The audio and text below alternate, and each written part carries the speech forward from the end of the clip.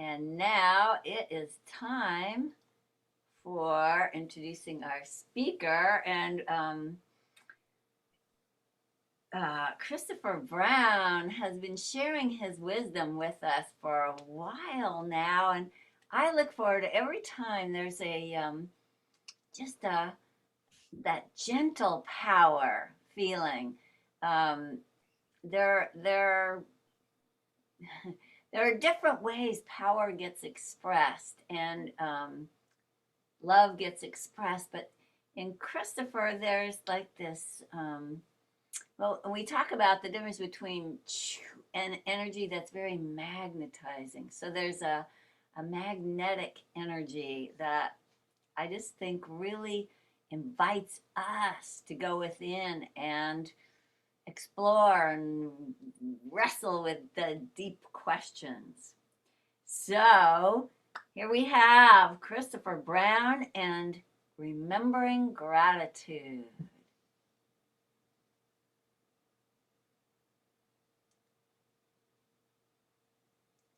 And he will unmute himself.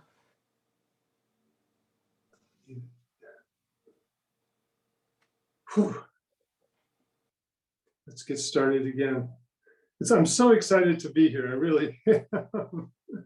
And I want to thank Marcia for that song and Kathy for the introduction and for everyone for showing up today to remember gratitude. And I want to say that again. I mean, again, it's remember gratitude. How easy it is to forget that which is before us, that which we take for granted. And if we don't remember it, it gets lost to us. It becomes inconsequential. It's part of the background and we never see it. So we know in the world's cultures, throughout time, there's always been these harvest rituals, these harvest blessings where the tribe or the community gets together to celebrate the bounty that has been given. And it's a reminder and a remembrance, which is so important. It's to keep fresh before us that which is always here and always available. And so these rituals and celebrations do that. They're part of our fabric of life. Can we include that into an everyday practice of keeping fresh before us that which is so important to us and that which we go to sleep to? There's the story of the master, and he received this beautiful crystal bowl. And it was one of those bowls that would reflect light into rainbows on the wall. And he loved that bowl, and he ate from that bowl and washed that bowl daily with such reverence. And some of his students said, you know, the master's a little wacky. He loves that bowl too much. He's obviously attached to that bowl. Well, one day, one of the students was looking and admiring the bowl, and boom, fell out of his hands, hit the concrete floor, broke into 1,000 pieces. All of the students gathered around, their faces, oh my goodness, what's the master going to say? The master walked in and said, ah, yes, today was the day. Today was the day that the bowl broke. I have been seeing that bowl broken since I received it. And seeing the bowl broken gives me a new sense of gratitude for knowing that it will not last. Everything comes and goes. There is no permanence. And because of that, I can love this bowl wildly, knowing that it is already broken. And so I am grateful for the bowl. I'm grateful for every meal I partook with this bowl. And now I release it, knowing it was already broken. And by the way, students, meditations in 10 minutes, I expect you in there. And that was it. I love that story because it points out if we don't cherish our gifts, and that was a gift to him too, but if we don't cherish the gifts, they vanish. We no longer see them. It's as if they are lost to us, even if they're right in front of us. How many times have we found something, a treasure that we have lost in a sense, and we open up a treasure and we see a photograph or something and it triggers a reminder and we go, oh, wow, that wonderful experience. Oh, I am so grateful for that.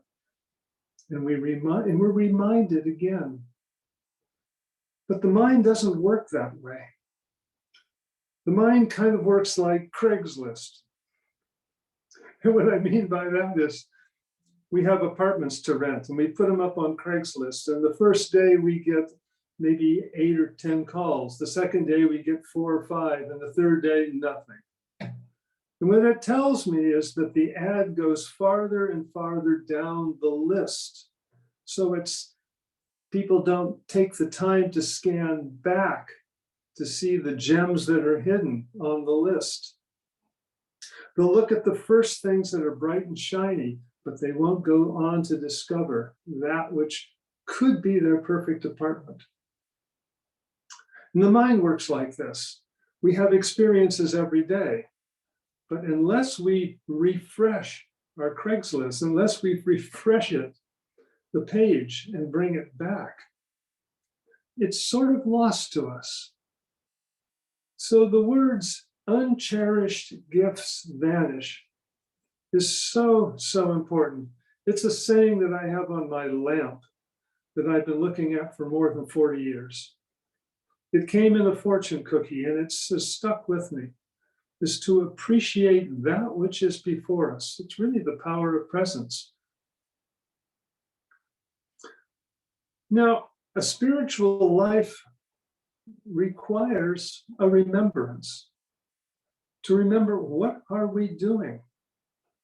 Where are we coming from in our seeking? And that's such an important question. And it really comes out of a generated interest.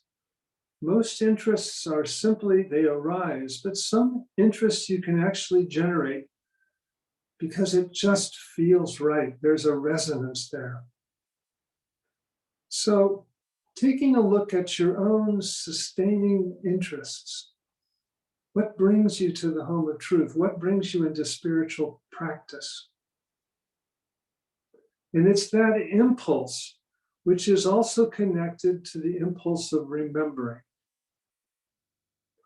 Both are so critical. When we remember to practice, when we remember to give thanks, it opens us to new possibilities. It breaks the trance. This next story illustrates that. There's a wise woman who lived up in the mountains. And she was retired from her wisdom teachings, and so she wanted to be simply left alone. But occasionally, seekers would find her. And this one seeker came up, and he was in bad shape. And immediately he started complaining that I drink too much and my wife has left me and taken the children and the car. I have no job anymore because I can't keep a job and I'm just destitute. Tell me one thing, why shouldn't I kill myself? And she looked at him and thought, this guy's in tough shape, but it's pretty easy and pretty obvious. And so what she went on to say was, I noticed that you walked up that steep hill on 2 strong legs. I noticed that your lungs are working and that you were able to find this place so that you have cognitive abilities, you have eyesight, and you climbed this difficult mountain, and here you are asking for advice. I can see by your hands that they're calloused, so you know hard work. Tell me again what your problems are. Go ahead, tell me again what your problems are. And the man stopped. Because right there, the man realized that the trance was broken. And that trance is the veil that stands between what we know is sacred and what we no longer can see, that sacredness lies behind the veil. And so the trance was broken, and the seeker saw what he was missing, the gifts that were there. He could walk, he could get another job, he could quit whining, he could stop drinking, he could change his life around in an instant. He saw very clearly, and the veil dropped. And when the veil drops, we see that the glass is not half empty, the glass has always been half full. How do you want to use what has been given? And that was the critical piece right there.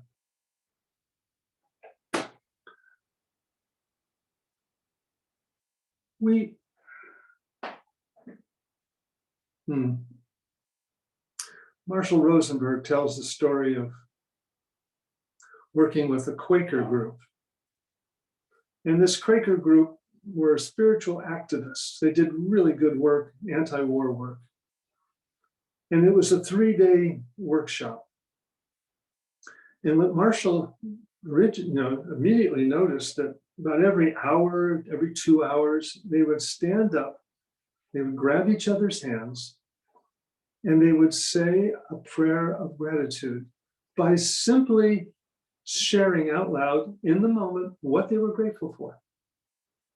And it was very quick, maybe 5 minutes. Then they would sit down and they would continue. And Marshall was a little taken back at first, saying, why are we wasting time on this? What good could this be? Which were his thoughts. He kept them to himself. But he watched them work as a team so beautifully. This was an exceptional group. And so at the conclusion of this seminar, workshop, the 2 group leaders and Marshall went out to dinner. And the group leader said, hey, what did you think of our group? How do you think we did? And he said, well, I have to say that I am impressed with your cooperation with each other and how you stay so focused and you get a lot of work accomplished. Good work. I'm very pleased. And they said, thank you. We noticed that you were a little bit fidgety when we started doing our gratitude work. And he said, yes. He said, tell me about that. And so they said, we do the gratitude work to remind us, to bring us back to what is important. Why are we doing this work? And we noticed in the past, before we were doing it, we would get caught up in this adversarial situation where we were attacking the other side just like they were attacking us. And the anxiousness and the anger and all of that was present. And he said, we were becoming just like them. And when we brought in gratitude, that changed us, that opened us to what was alive in us and what was our mission. And that was so important. It's what was alive in us, and can we stay faithful to that? And I suggest that is a fabulous practice for all of us, is to stay faithful to what is alive in us, to why we are in spiritual community. And basically, every community has that possibility of being spiritual, is when we bring in that kindness, when we bring in the love and the cooperation. And so Marshall, from that point on, brought in gratitude as a key piece right there.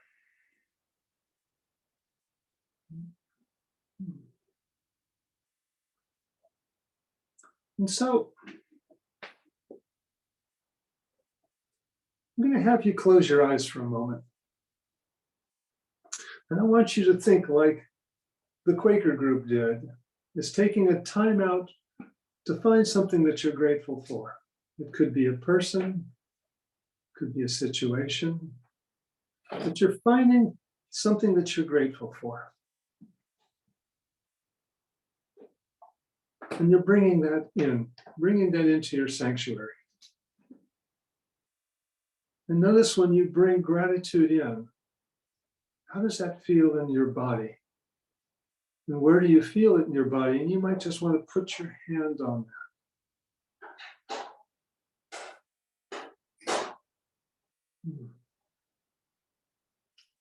And when we're in gratitude,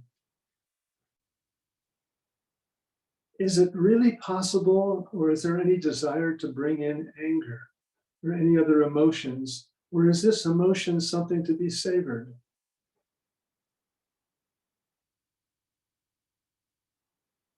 Can we notice the okayness of it all, that in these moments, it feels right.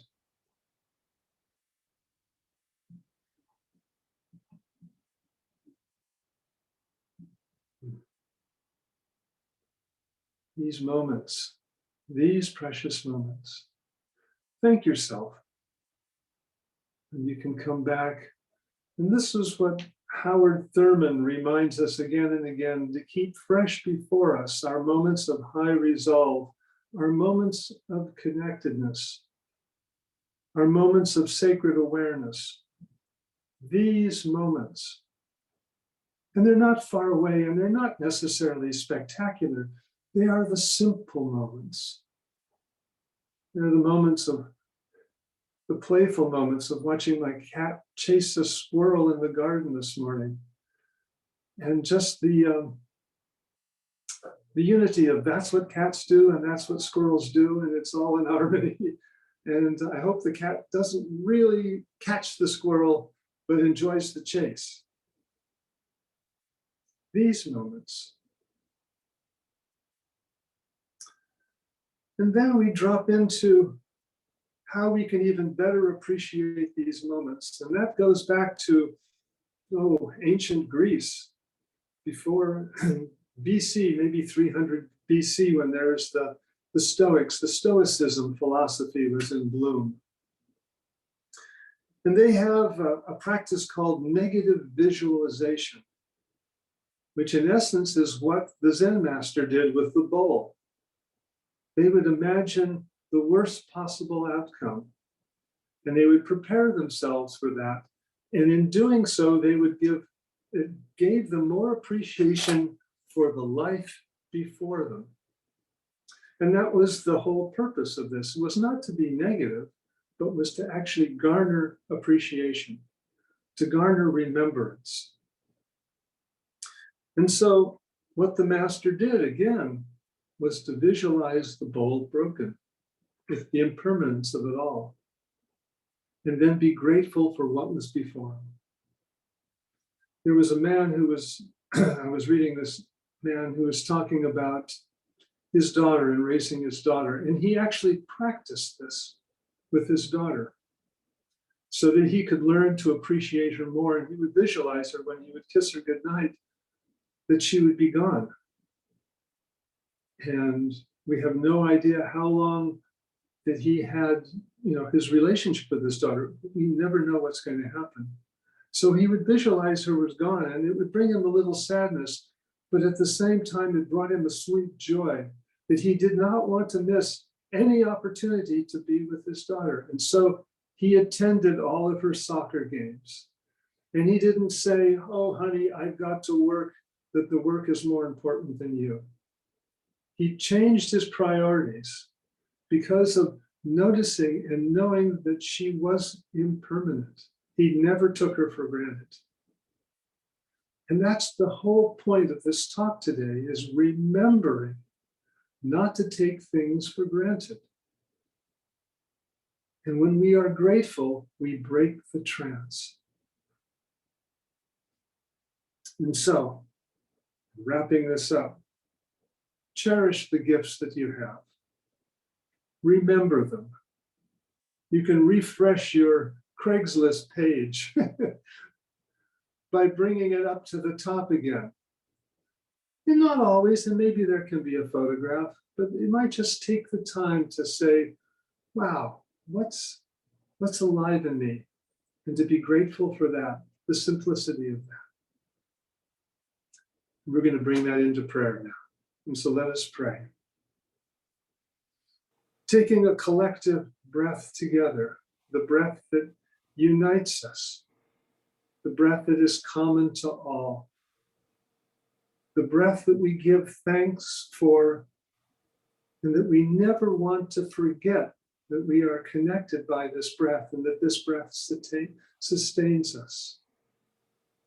So in this gratitude for the simplicity of this breath, I speak a word.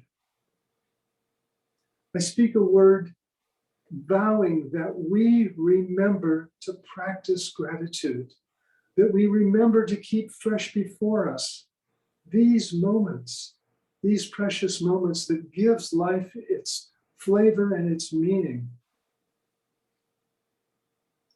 We remember to stay faithful to a calling, that calling that is alive in us always when we look for it. And we strive to find beauty, even when we can't find beauty at first glance, knowing that beauty is always there when we shift our focus. And lastly, we appreciate this life and give thanks for it exactly as it is, in its ups and downs and its impermanence. We simply give thanks. We bless it, we let it be, and so it is. Amen. And so it is. Let's give some gratitude to Christopher. Wow, that was just exactly what I needed to hear. That whole idea of being able to keep fresh before us that which is important to us. And I want to give gratitude for stories and storytelling. And Christopher, you are such a master of storytelling because the stories just, they go in and communicate with that deep part of ourselves, with our hearts, with our unconscious mind, with our whole our whole history. Those stories just come in and transform us and change us. So I just want to give gratitude to you for bringing us so many wonderful stories. You always do, and today I just noticed it even more in particular. They're just such blessings to us. So thank you so much.